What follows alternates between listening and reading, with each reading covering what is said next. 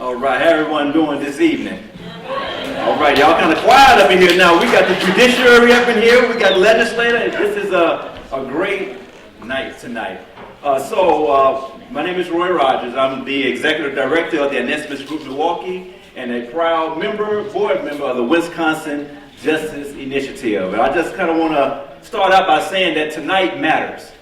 Tonight doesn't just matter just because we had some nice wine and some food, but tonight matters for a many host of reasons, right? So when people hear the word incarceration, they think about the person behind the wall. They think about the courtroom, they think about the sentence, the prison gate, and DOC numbers. But over the years, one thing that I've learned, both through my own journey and through this justice work that we do, that this never just impacts those who are incarcerated, but it also impacts those who are connected to them. You see, there is a hidden cost. The hidden cost is the mother trying to explain to her child why daddy isn't coming home. The hidden cost is the grandmother stretching her fixed income just to make sure she can accept the phone calls, which are very important. The hidden cost is the wife driving hours in bad weather, right, just to sit across from somebody she refuses to give up on. The hidden cost is birthdays missed, family strain, and opportunities delayed, and whole communities carrying wounds nobody talks about, at least publicly. That's why tonight matters. So our guest speaker tonight, Ms. Felicity Rose, has committed herself to exposing what many people never stop long enough to see. And that is the emotional, social, and financial burden that incarceration places on families. Not just the incarcerated person, but everybody that's in that ecosystem. And I just want you to kind of keep in mind tonight as Ms. Rose talks. But this kind of work, it takes compassion. It takes courage, and it takes conviction. As Vice President of Criminal Justice Research Policy at For.Us, Felicity Rose has worked to bring attention to the hidden realities families face every single day because of incarceration. And what I appreciate about this work, and I took many hours just to go over the reports and journals and go through the website, which was put together very well. Her report is not just about statistics, it's not about data, but there is a heart that lives behind the data. There's a heart that lives behind the report. There's a personal connection that's connected to the work. This is not just a project for her. This is her passion. This is what moves her, and she will share a little more of that. There is a humanity behind it. There is a genuine help, a genuine desire to help those who are being burdened by the cost of mass incarceration. She is the one to bring a voice to an area that is largely silent. And hopefully by the end of tonight, that it will be silenced no more. So tonight is not just about information. It's about acknowledgement. It's about the truth. It's about healing. It's about believing that we can build something better for families and communities impacted by mass incarceration. So, without further ado, could you join me in welcoming our dear friend and colleague, Ms. Felicity Rose.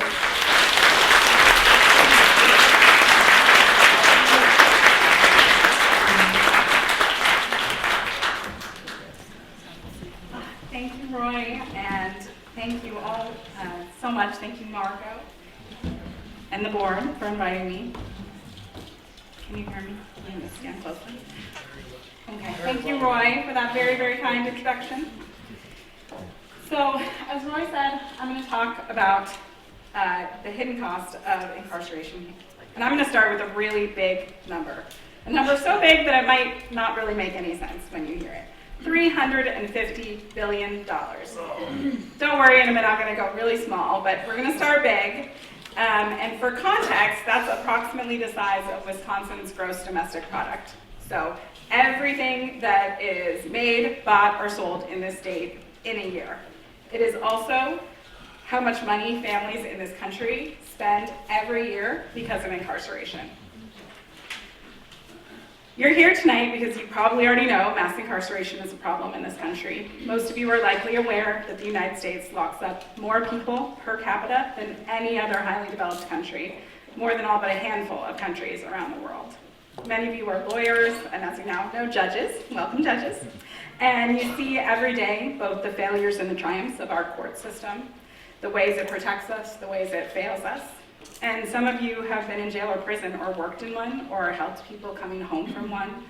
And you understand intimately the way that jails and prisons can and do produce trauma, addiction, violence, rather than ending those problems in our society. But incarceration is so much more than the professional spaces that you see. Incarceration in this country reaches deep into our communities, into our homes. And that piece can be much harder for people to see who are used to interacting with it in a professional capacity. In the title of this talk and in Roy's introduction, he called it the hidden cost, because when people talk about the cost of prison, they are usually referring to that professional public cost, the cost that the government pays, taxpayers pay, we all pay, to lock people up. And that's nearly $100 billion a year. That's too much money. It's a lot of money that taxpayers pay for this system that's failing, but that doesn't even begin to touch that $350 billion, that hidden cost. The way incarceration impacts our communities, our economy, our families, far beyond the public and professional vision that we see. So how did we get $350 billion? What does that actually mean for real individual families? No, my hands are up. Sure. Okay, here we go. Now we're going to start real small. We're going to talk about ramen. I have a 6-year-old at home. She has become obsessed with ramen recently. She had it for dinner, I hear, thanks to K-pop Demon Hunters. You may have heard of it. Luckily for my grocery budget, you can buy ramen in pretty big packs. It costs about $10.98 for a 24-pack. But in prison, where grown people often do not get enough to eat and have to supplement with the cheapest food that they can access in the commissary, that same 24-pack, according to a family member who sent us a receipt for our report, would cost $14.47, a 30% markup. But that's after the $100 that the family member sent and deposited in the commissary account had the first $50 skimmed off the top to pay the private company that routed the money, the prison's fees, and the outstanding court fees owed. So in a way, that pack of ramen costs a lot more than $15. Researchers have documented that markups of up to 600% on basic food, clothing, and hygiene items paid for by families to help out their loved ones in prison.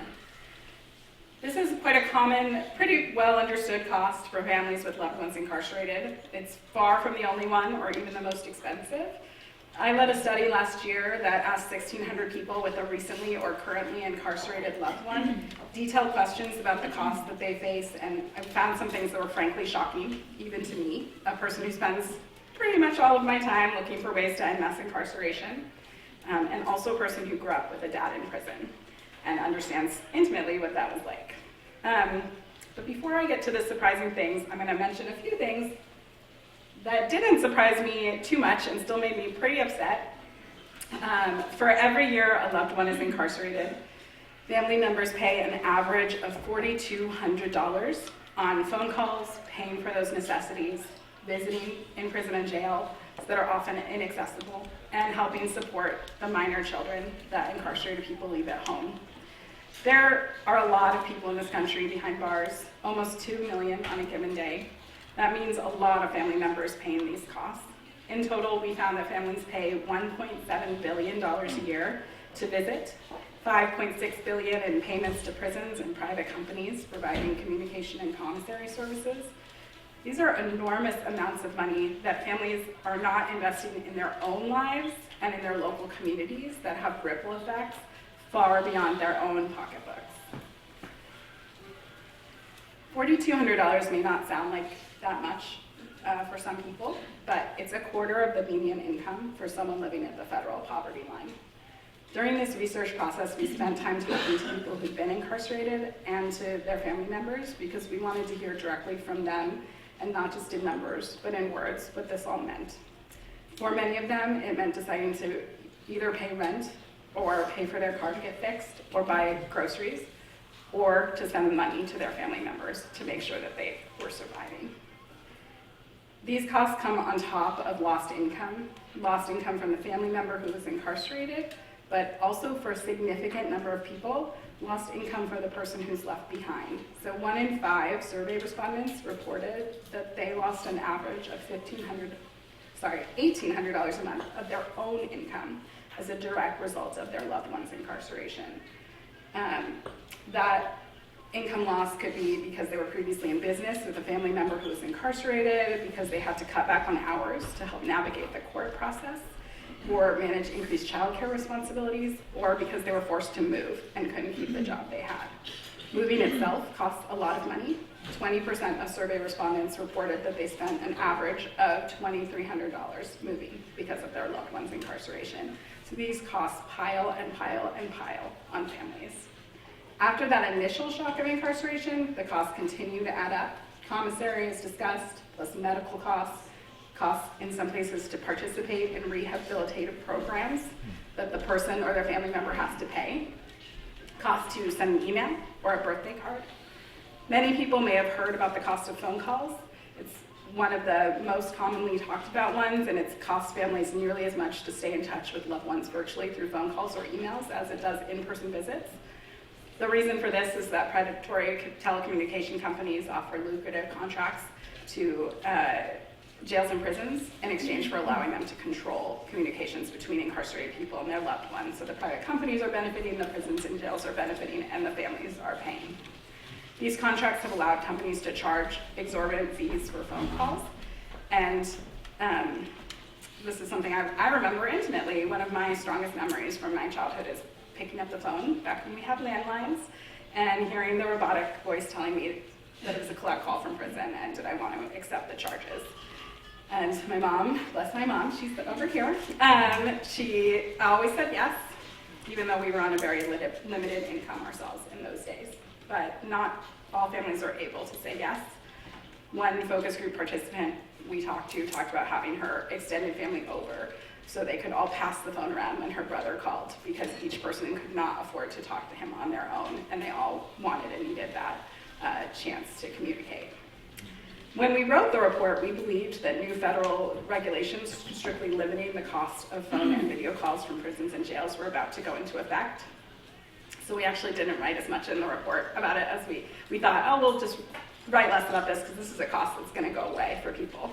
But last October, the Federal Communications Commission, which had previously voted unanimously for those new regulations, rolled them back and put in place much higher caps, allowing the bulk of this cost burden to remain on families.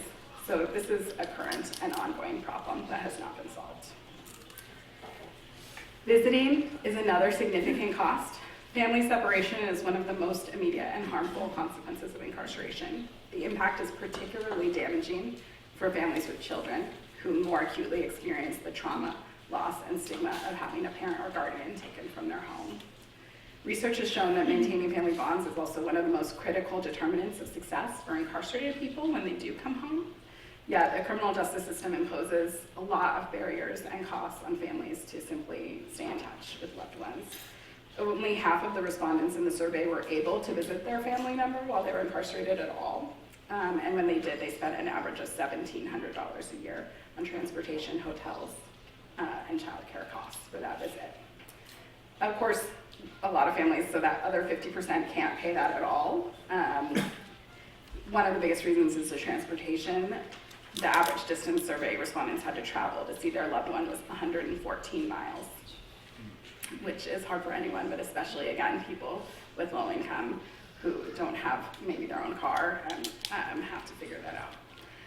I was lucky enough to visit my own father multiple times in prison, including when they moved him from near us in California to Texas, which is a common experience for people with loved ones in the federal prison system, where they can move them anywhere in the country.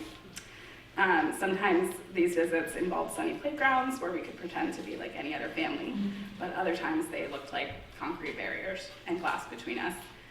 And as a mother now, the memory of having to talk to my dad on the phone and not getting to hug him or touch him is a particularly devastating one, and we were the lucky ones to be able to even be there, seeing his face, and so many children cannot. As I said, these are common and well-known costs, but they're no less devastating for that. There's so much we didn't know that this survey also revealed to us. One of the things that surprised me is not actually how much people pay, but who pays. So this breaks down the costs by the type of family member. And what we found was that adult children of incarcerated parents were actually the most likely to spend money to support their loved one, even more than spouses or parents. My father passed away when I was a kid, but if he was alive throughout my adulthood, that might have been the story of my young adulthood, paying $5,000 a year to support and communicate with him. And that is a lot of money for a young person. These are 18 to 29-year-olds who are not able to invest in themselves the way that they should at that age because they are having to support their parents.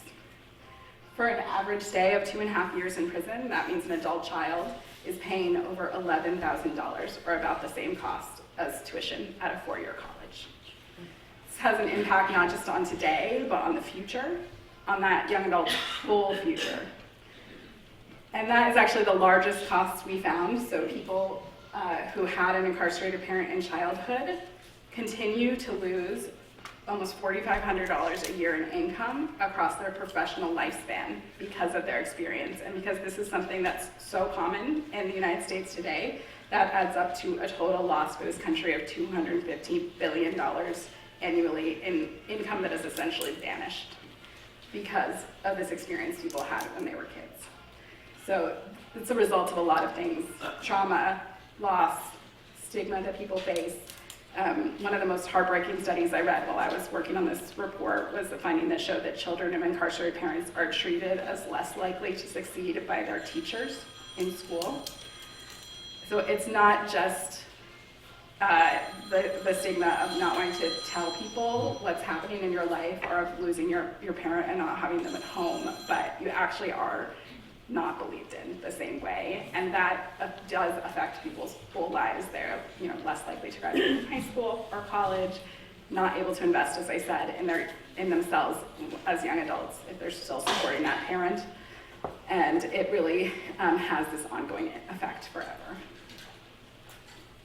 On top of that, it's an economic issue for all of us. So not only is the incarcerated person's income lost, as I said, many family members at home also lose their income, and then that income loss triggers other consequences. We found in our survey that 1 in 3 children of incarcerated parents were forced to move because of their parents' incarceration, and 1 in 6 became at least temporarily unhoused. Homelessness for children is particularly harmful since it can disrupt schooling and social support networks that have, again, a long-term effect on well-being. So in other words, when we put a parent in prison, we are not only costing their family today, we're costing their family and the whole economy and the community in the long run. And this is not a small problem that touches a small number of people. Researchers have estimated that 2.7 million children every day have an incarcerated parent, including an estimated 88,000 here in Wisconsin. Over the decades, this country's been mass incarcerating people. Those numbers have added up. So in a 2018 survey that we did, we found that 1 in 5 adults in this country, or 48 million people, has had a parent spend at least a night in jail or prison, which was something that made me personally feel like not alone, which was important, but it also just a stunning and incredibly sad number. Taking care of these children,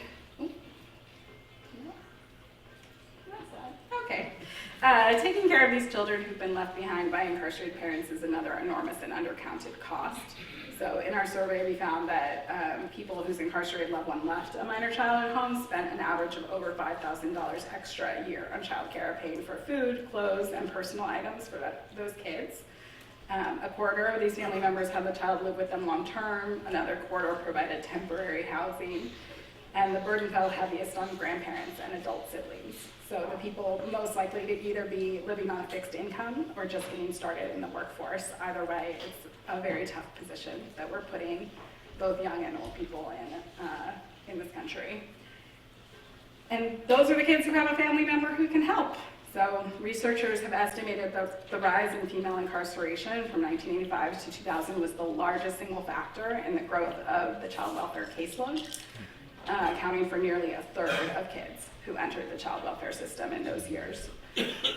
And I just want to pause there and say, we were not able to measure the full cost of emotional devastation and economic loss, to put kind of silly words to even say around being taken out of your home and put in a child welfare system. The cost of breaking families apart and exposing kids to the harms of frequently changing homes and schools is both well documented and self-evident, and it goes far beyond what we think of as an economic cost.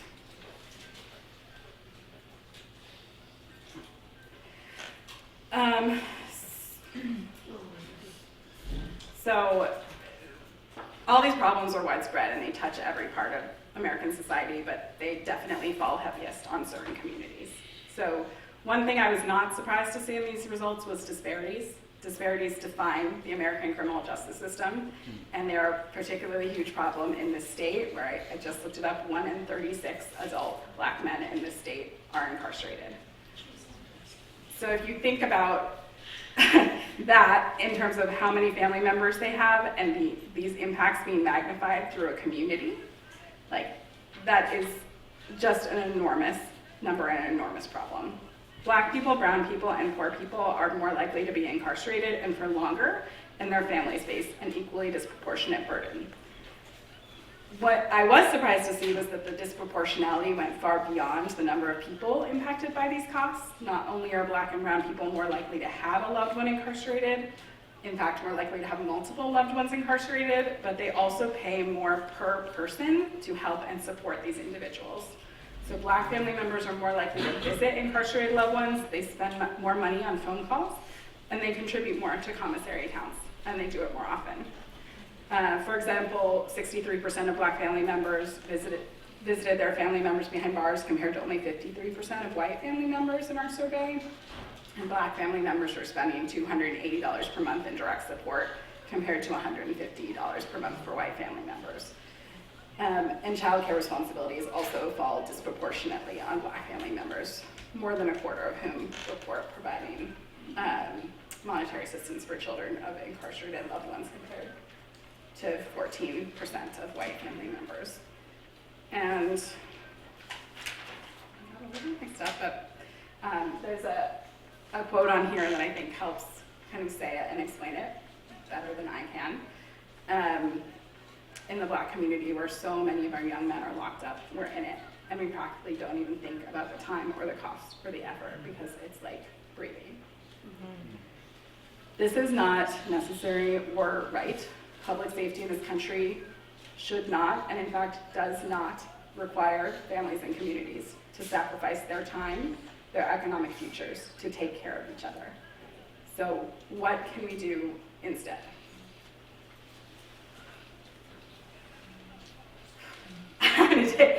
We're going to move from the really heavy and really sad part to the policy monkey part of the speech, so hopefully a little relief and not too boring. So I started my work in the criminal justice field answering that particular question in a number of the nation's highest incarcerating states.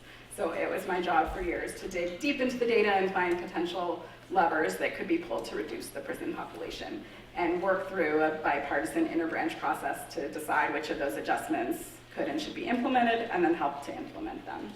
So almost always I started with a comparison to neighboring states. No one wants to be compared to California or New York. I live in California, so I know it's fine. Everyone wants to look at their neighbors. So here in Wisconsin, at least when it comes to the prison population, you're often compared to Minnesota. You might have heard this one before. Almost the same number of people reside in each state, but in Wisconsin, you have almost 3 times as many people in prison.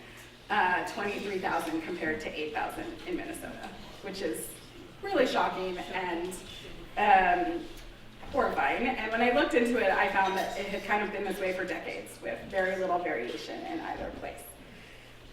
But variation is where we learn and get data, so I kept looking around, and I think another neighbor, Illinois, actually gives a more useful comparison. So on this slide, Wisconsin's the red line, Illinois is the dark blue line. As you can see, a decade ago, Illinois and Wisconsin had the same imprisonment rate, basically exactly the same number of people locked up per capita.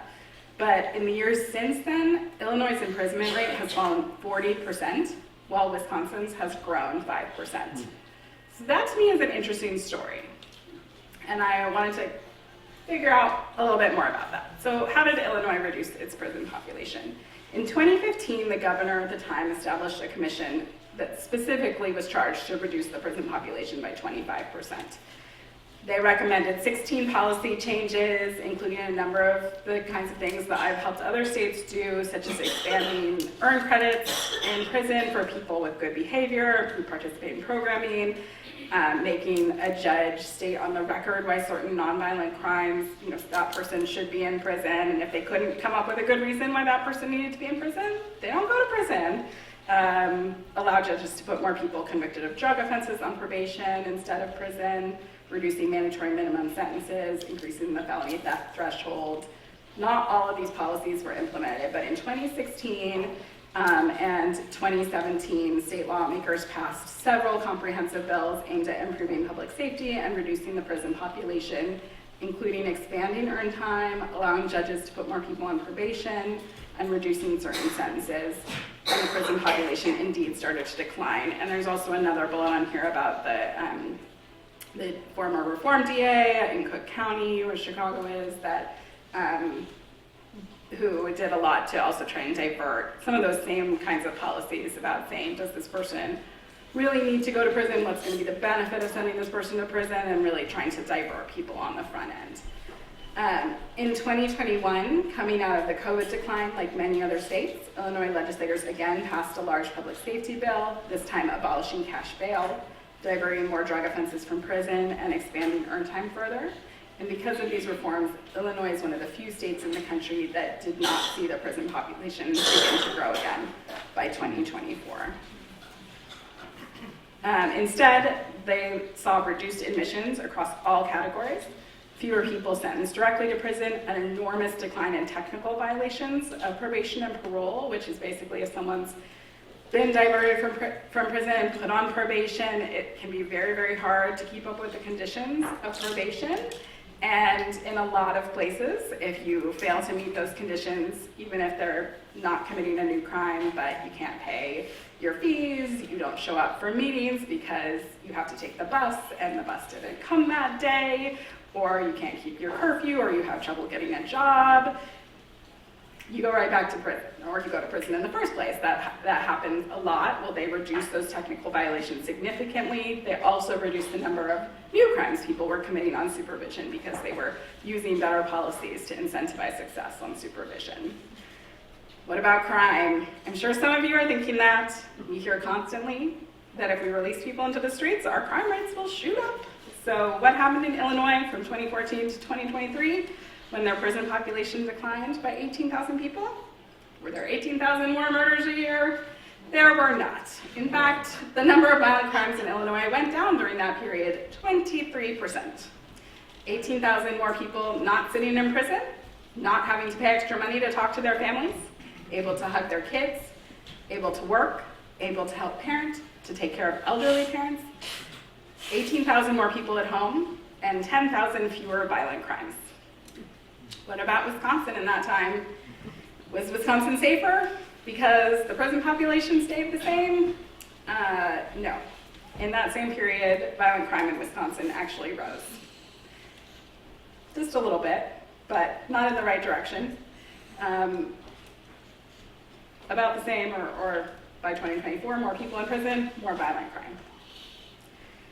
This is not just a Wisconsin versus Illinois story. In fact, from 2009 to 2023, 38 states saw reductions in crime while incarcerating fewer people, with violent crime rates falling 8% in states that reduced imprisonment while going up 16% in states that increased imprisonment.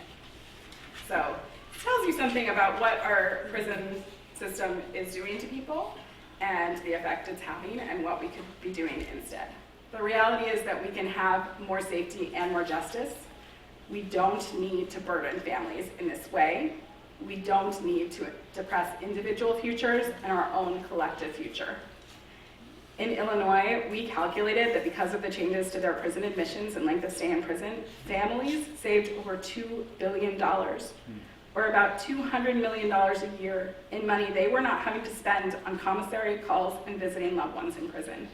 That's money that those families can invest in their communities, in local businesses, in their futures, that will make all of us stronger. Our economies, our communities, our families, everyone stronger. Just one example of what this can mean for a family. So if people take the $4,000 they spend each year on communicating with and supporting an incarcerated loved one, and instead invest that money in the stock market and have it grow the way people who have extra money do, these families don't usually get to do that. They would have enough to make a down payment on a house, pay for college tuition, start a small business. This doesn't even count the lost income from the person incarcerated or their family members. This is literally just the money going out the door that they could be keeping at home. And that lost income, again, as we know, goes on for a whole lifetime for many. So what can Wisconsin do to save money for families the way Illinois has, and by the way, have safer neighborhoods and communities? There are 1,000 ways to improve the criminal justice system and safely reduce incarceration, and I imagine many people in this room know them better than I do. I just want to briefly touch on a few things that I've seen successfully implemented in multiple jurisdictions across the country. And then I'd love during the Q&A to hear more thoughts. The first, which many of you are no doubt aware of, is rolling back so-called truth in sentencing. Wisconsin is one of only a handful of states in the country that does not allow people to earn their way out of prison through either parole or earned credits. This policy sounds nice because everyone likes truth. Sounds good, right? But it's actually terrible for the state, terrible for public safety, and particularly terrible for families. Decades of research show that expanding earned credits or other real incentives for early release makes everyone safer, both inside and outside of prison. It makes prison guards safer because people are less likely to get in fights if they know that their freedom is on the line. And by the way, Wisconsin, like pretty much every state in this country right now, has a major problem with staffing their prisons. So making prison guards feel safer is important because that also allows the people who are incarcerated to get their food, get recreation, and other things they need that are not possible if there are not enough guards in the prison. It makes the public safer because people are more likely to participate in programs that reduce recidivism once they come home if there are actual substantial incentives for that participation. Individual action-based credits are really easy to implement. They can work fast, and they can help people home to their families sooner. Oh, I didn't make it there, sorry. Okay. The second idea, narrow or abolish sentence enhancements, also works to reduce length of time spent in prison. It can give people on the front end the opportunity to avoid prison by removing some of the power prosecutors have to compel plea deals. So these enhancements, such as repeat or three strikes laws, which I believe Wisconsin has a few different versions of sentencing enhancements, and drug sentencing enhancements also fall under here. They do very little to deter bad behavior, but they do a lot to keep people in prison and particularly increase racial disparities because the way that prosecutors use these enhancements is often very based on the kind of lawyer that you can afford or the circumstances of the person, and it is not applied equally across racial categories. So overly long sentences and harsh penalties do not keep the public safer, as we've already talked about. Most people age out of criminal behavior on a more specific recidivism-based level. In Wisconsin, nearly a quarter of the people in prison today are over 50. A number that has shot up in the last decade. So when you incarcerate people for decades for behavior they committed when they were young, what you end up with is a state prison system that's a nursing home. A lot of young adults, as we talked about, sending money to support their parents in prison, and instead of taking care of them at home or with the support of Medicare and Medicaid. There are a lot of other ways you can address this population besides earned credits, second look sentencing, where you go back before a judge and see is the sentence really needed, parole, but I do like earned credits because it's really easy to implement, as I said, and it provides kind of immediate benefits to behavior in prison population. The third no-brainer policy idea is to expand alternatives to incarceration so people don't end up in prison in the first place. you can interrupt that cycle before the family's separated and all the negative consequences ensue. That's even better for the family and community savings than knocking off a few years on the end of the sentence. There's a lot of ways to do that. You can increase the eligibility for successful alternatives. You can make those alternatives the presumptive norm, like I talked about. You can reward success on probation with shorter supervision periods so people don't stay caught up in a bad cycle of revocation. And again, also always happy to talk policy because that's my normal day life. Finally, I want to mention something that's not actually a change in the prison population, but it still matters, and I'm a research and data person, so I was looking for Wisconsin data to try and help me understand the policy concerns that are particular to this state, because every state in this country has a different legal system and different sentencing laws and different ways you have to work to change it. I saw that DOC releases basically no information about sentences or total length of stay in prison. The only data on how long people stay that it puts out is how long people have left, which is the longest bucket besides life is 5 years or more, which I've worked in at least 10, maybe 15 states, and I've never seen such an unhelpful measure. So how long one is left is pretty different if it's 150 years or 6 years. It's also pretty different if you've been in for 1 year or 50. And the fact that you guys have truth in sentencing means someone at the Department of Corrections knows exactly how long someone is staying in prison and what their sentence is, and they just don't want to tell you. So that's just my little plug for data transparency. It's very difficult without data to understand what to change and how to make a change. It's not enough, but we have to see that hidden information. And coming back around, until we're really able to see the spaces inside prison cells, inside homes, we can't make the change that we need to make. So I'd love to hear all of your ideas for how to address this crisis in Wisconsin or across the country. All the children whose parents are locked away right now, all the spouses and grandparents struggling to decide if their money should go to home repairs or to their loved one in prison. They all need your ideas, your energy, and your dedication. Thank you.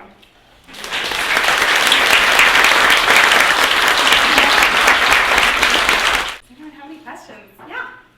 First, are you willing to go to other places to give this presentation? Sure. And second, are you hopeful that if we elect more justice-minded people in November, some of this can happen? I certainly hope so. So I know we had the mention of Kim Fox on there. Having local prosecutors, judges in positions who understand the system, who understand these consequences and what it really means and are making decisions wisely to try and actually get us safety and justice is huge. It's not the only thing that we need. I think, I've worked with a lot of legislators. We need legislators also who understand and believe in this stuff. But it's very possible. Like I said, Illinois did it. I've worked in a lot of other states that have successfully reduced their prison population. So it's hard. You have to have all the pieces to put together, but it's possible, and it does start with electing people who understand, who get it, and care. I want to know if you share this talk with like middle school kids and high school kids so that they don't get into that cycle that can impact their families for like years and decades. That's the first question. And then the second question is about how do those who provide like the amenities to prisoners justify that up cost? Yeah. Okay, so if people can't hear, the two questions were, we're giving this talk to middle schoolers and high schoolers so they can help break the cycle. I haven't, but there are a lot of great programs that work with children of incarcerated parents. I know I support one out in California where I live. I guess and hope that there are some here, and if anyone knows of them, like please let us know. But I think those kids do need extra support and love and help. One thing we've tried to do is reach out to teachers. I think teachers a lot of times, even though there is research showing that some teachers do treat people differently, I think there's also teachers who are really great helps to kids. So I think there's so much more we can do. Not everyone invites me to come talk to them, but I'll tell anyone about it. But there are copies of the report here. If you want to grab it as you go out and on our website, and please share it with anyone. And you know, I think it's something we all have to do. Right? I can't go everywhere, but we all have to tell these stories and help these kids. And then you had a second question. About the up cost and the... About, the charging costs. Yeah, so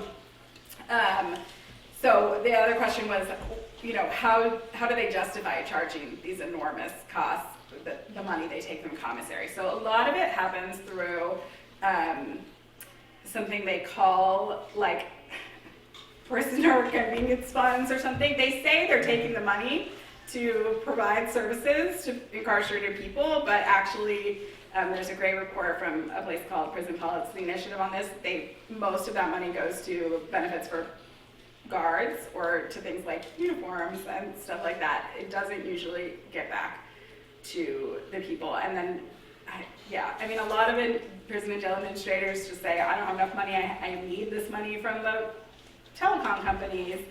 Maybe they do, but that is an issue with, you know, the way the state budgets are done, where we incarcerate a lot of people and maybe don't spend enough on it. Really, we should just be incarcerating fewer people, not trying to cut costs or shift the burden onto families. Thank you. I saw one in the back. Well, to that point,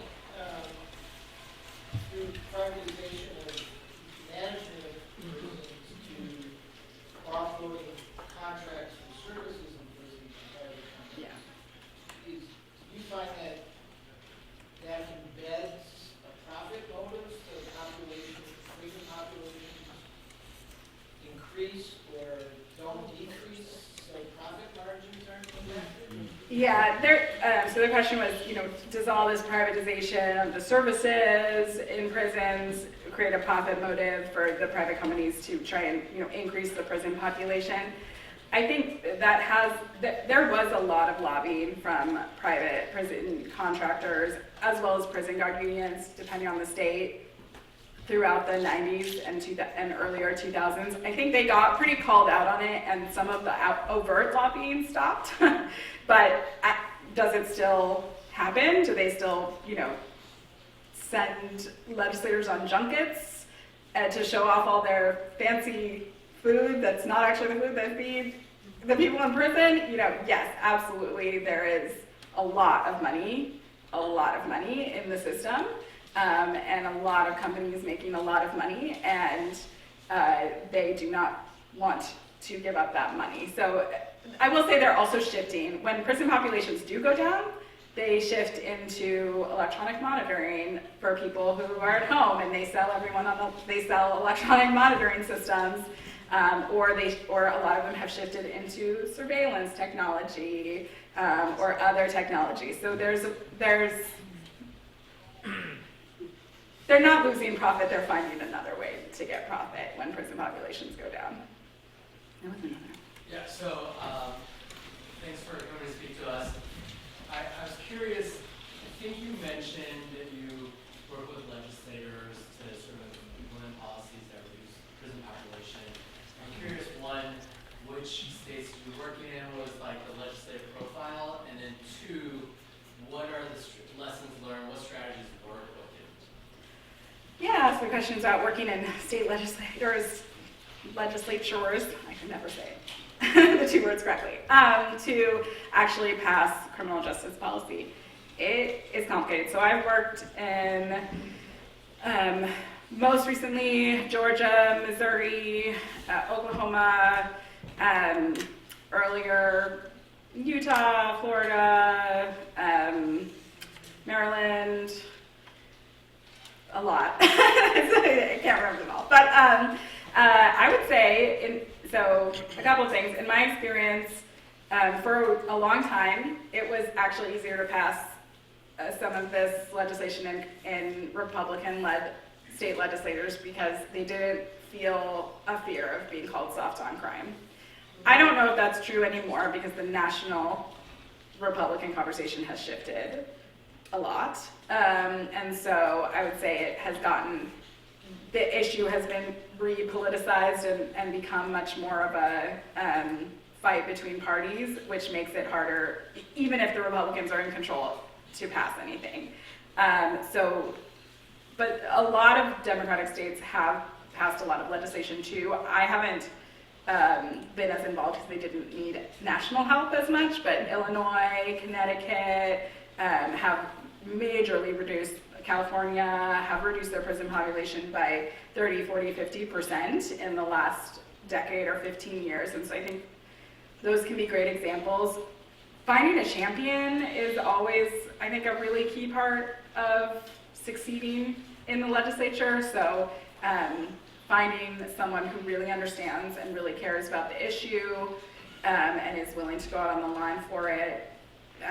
We've had great luck sometimes with former judges, former public defenders, even former DAs who have seen some of the harms over a long career and want to go back and change things. We just last year helped pass a bill in Georgia called the Survivors Justice Act that is a resentencing bill for women, for anyone who committed their crime because of the abuse that they suffered.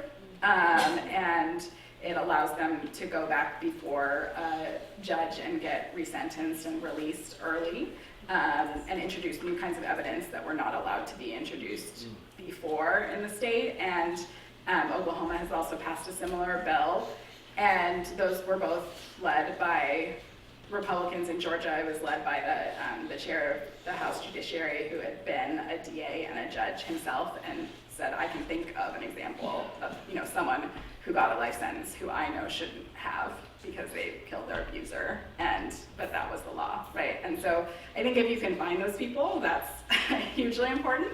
And then it also just takes time. Sometimes you have to bring the same thing back year after year and kind of keep building.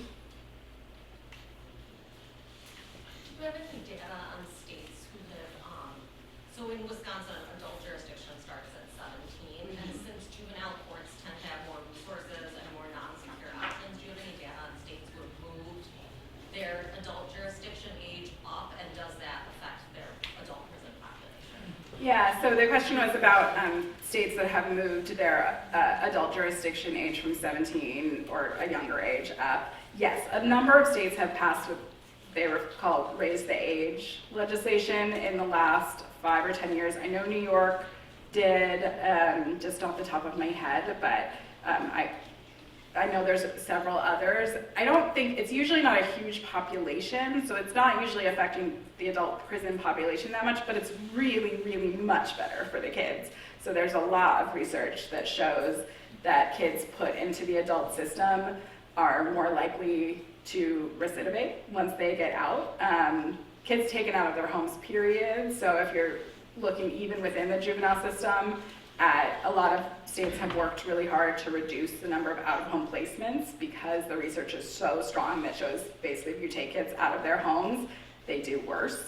And so the same is true, but like even more so for kids being put into the adult system where they're often severely traumatized. They don't have the resources they have in the juvenile system to try and get them back on track and actually improve their life outcome instead of making, essentially throwing them away.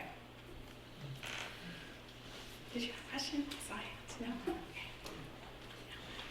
We have a neglected judiciary, which I imagine is really common, rarely contests, but is there any place where they calculate the cost that a respective judge is creating by his or her sentences, such that it's available to the public to see whether a judge is really getting their I'm sure all the judges in the audience love this question.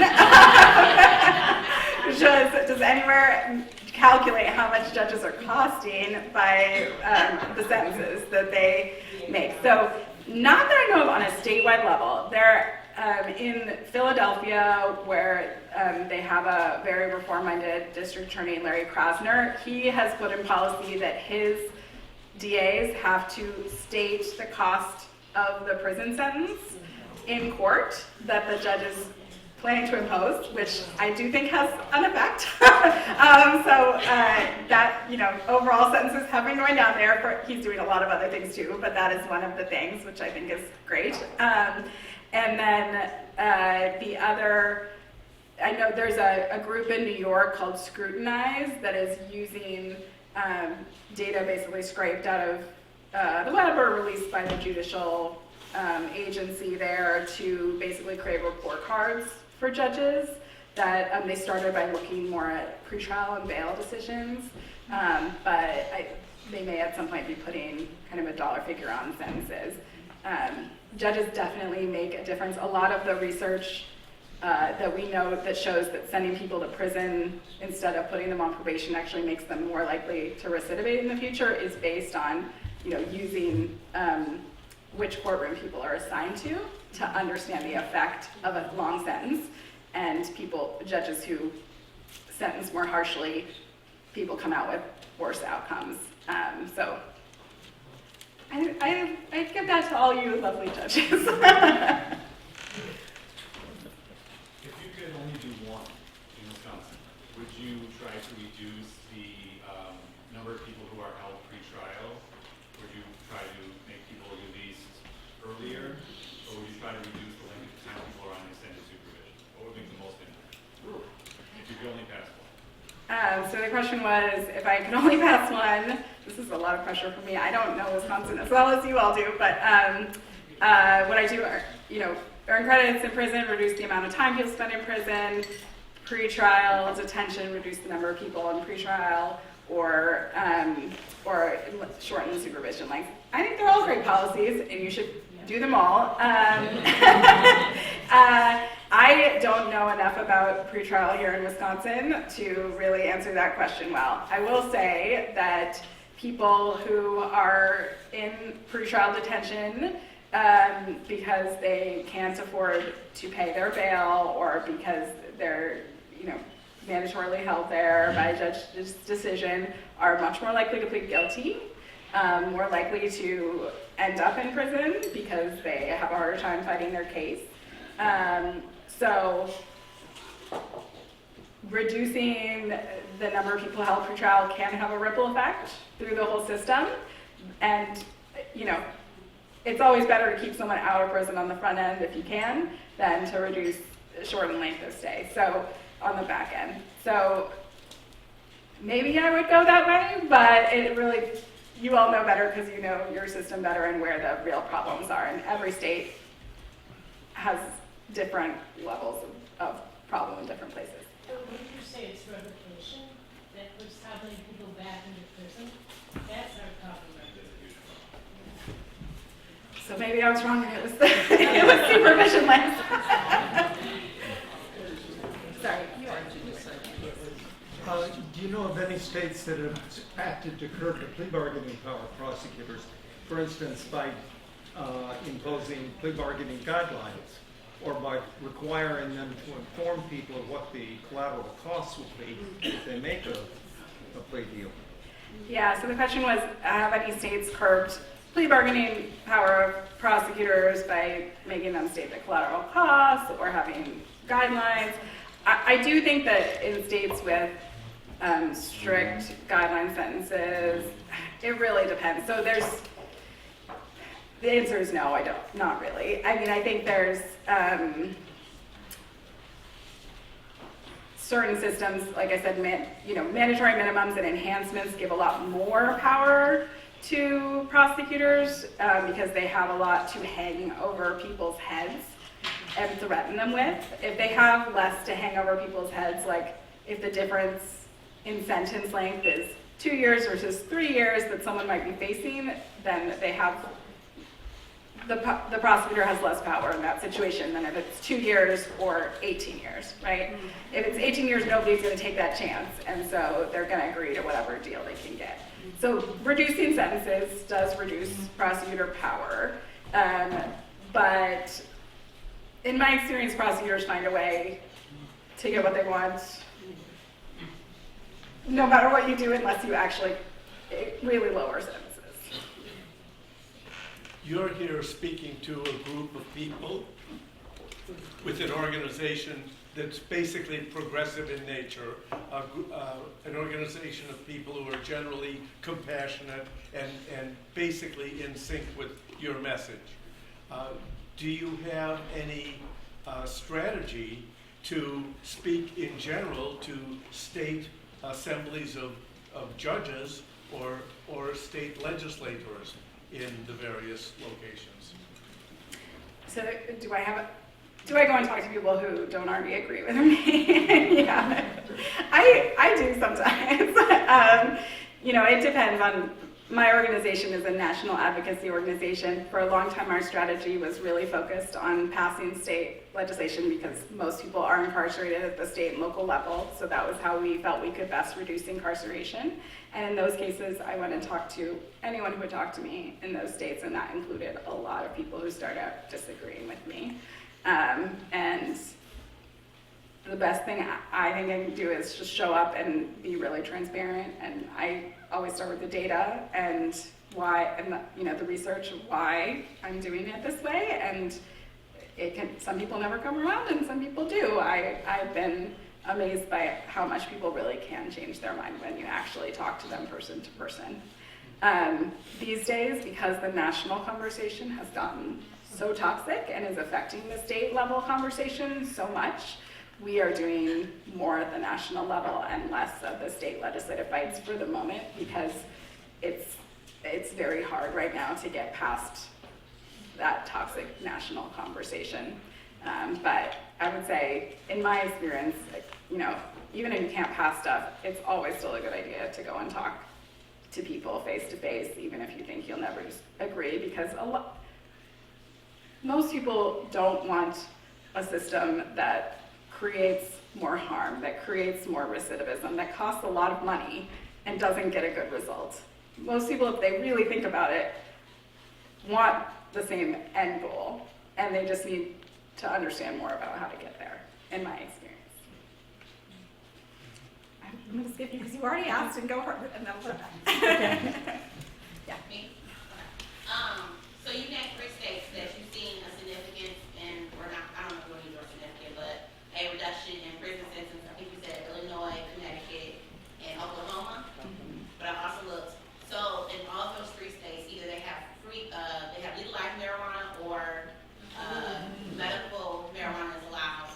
Is that a contributory reason why there's a sentence reduction in prison population versus in states that still don't legalize marijuana? Yeah, it definitely can be a part of it. There's usually not a ton of people in prison for specifically possessing marijuana, but it creates a system where people have arrest records, especially people of color. So we know that drugs are used at the same rate by white people and black people, but black people are much more likely to be arrested or sentenced for possession of drugs. And so having those, especially as felonies, can really create a bad record that then later leads to a longer sentence because of the enhancements, the priors. So it does have an effect in terms of the whole system. In Oklahoma, they do have medical marijuana now. Most of the changes came actually before that, and in 2016 they passed a ballot initiative that made simple drug possession no longer a felony. So it was still a crime, a misdemeanor crime, but it was the #1 crime for which people were in prison. Before that, there were, I think, 2,000 or 3,000 people in prison in Oklahoma for simple drug possession before that ballot initiative passed, and afterwards it went down to 70. So, and it cleared out a ton of that felony traffic, that, people just having these low-level felonies that, again, build up over time and create these longer sentences later. So I do think, even though legalizing marijuana by itself is not going to clear out your prison population, I'm sure there's not a ton of people in where they're no one crime. It is part, I think, of the bigger picture of reducing how people, especially Black and brown men, get criminalized in the country. Yeah, you kind of answered it right there, but I wanted to say thank you for the work that you're doing. And then I wanted to ask, which you just touched upon, how in the late 80s and 90s, how with the truth in sentencing and super predator language caused folks to get these enormous sentences. How do you address that in your work? Yeah, so the question was about the enormous long sentences that came when truth in sentencing came in the 90s, and that was a policy that was incentivized by the federal government for states. They basically said, we'll give you billions of dollars to build new prisons if you make it past truth in sentencing, so at least some people have to serve their whole sentence instead of being eligible for parole. And all the talk about youth being super predators and this fear that came in the 90s. How do you address those sentences? Because a lot of those people are still in prison today. I mentioned really briefly second look sentencing, but that's something that a lot of states have been working on, and several states have passed, including, I believe, Illinois has passed a version of it, but I can find a list of other states as well. And what that is, the idea is, because we now know so much more about these long sentences and the fact that they don't really serve anybody, it's about giving people a chance to apply to go back before a judge, even for the really serious crimes, if they've been in prison for 25 years or 30 years. Different states do it at different levels, or in some cases, some states have done it. Washington, D.C. did it for people who were sentenced for crime committed before they were 25. And so people who are younger than 25 do not have their brains fully developed. If you have ever met a teenage boy, I was gonna say have a son, but it's like we all know, right?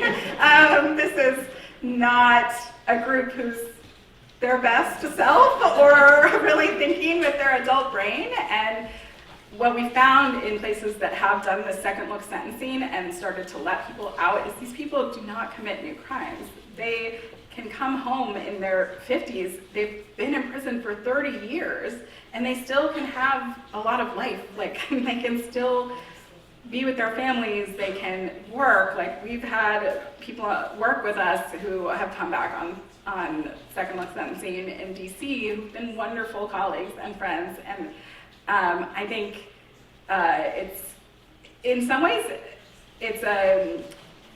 it can be an easier conversation to have, I would say, even for places that aren't ready to make big reform.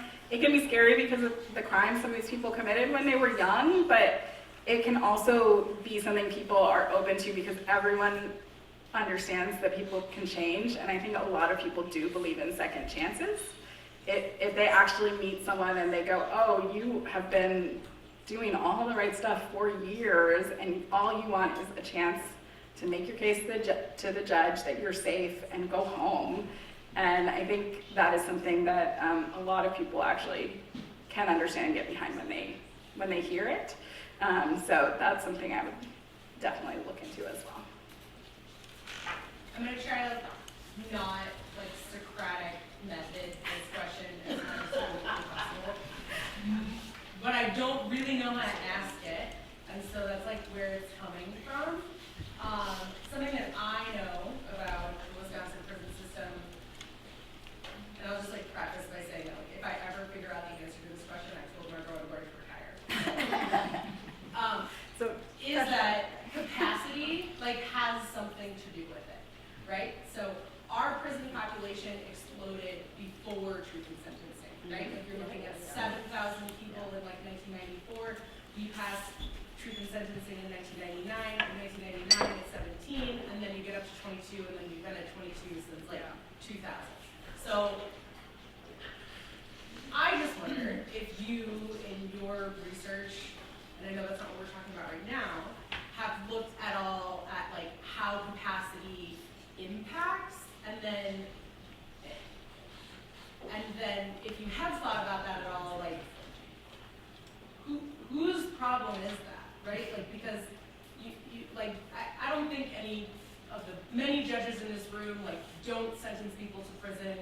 because there's no beds, right? Like, I don't think they sentence people to prison because there are more beds, right? So I can't swear that they're, like, I don't think that's correlation, not causation. I think that there has to be something between capacity and, you know, like what your prison population is. And I just wonder if that's something that you've looked at, and if, like, maybe in Illinois, were they 23% above capacity, you know what I mean? Such that, like, that's like a force that is demanding less population, or? Yeah, so I'm not going to try and restate the question. Hopefully everyone heard that. So succinctly, it's like, are you aware of a national trend that relates to capacity and population? Yeah, so a few things that spring to mind. So one, I'm from California. California used to be at 175% of capacity in our prisons, and the Supreme Court, a different Supreme Court than we have now, found that that was unconstitutional because they were not able to provide adequate medical care or housing to the people who are living in those prisons. It was a truly horrific situation. So California did a few things because of that Supreme Court decision that was based on capacity.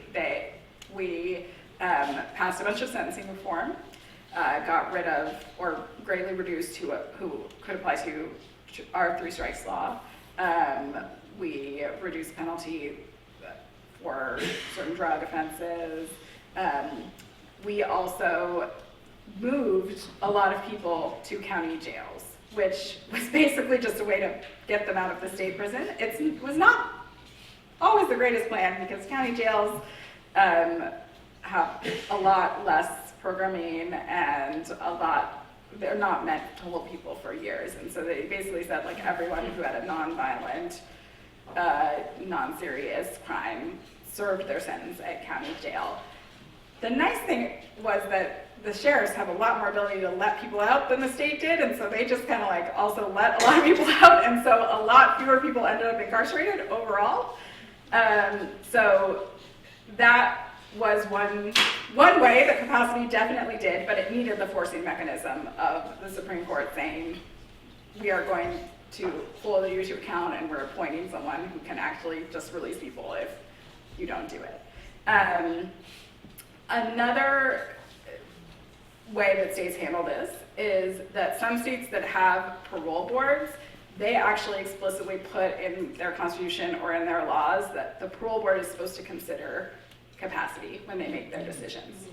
So there are states where the parole board is actually actively monitoring that and letting more people go if there's not enough room for them in the prisons.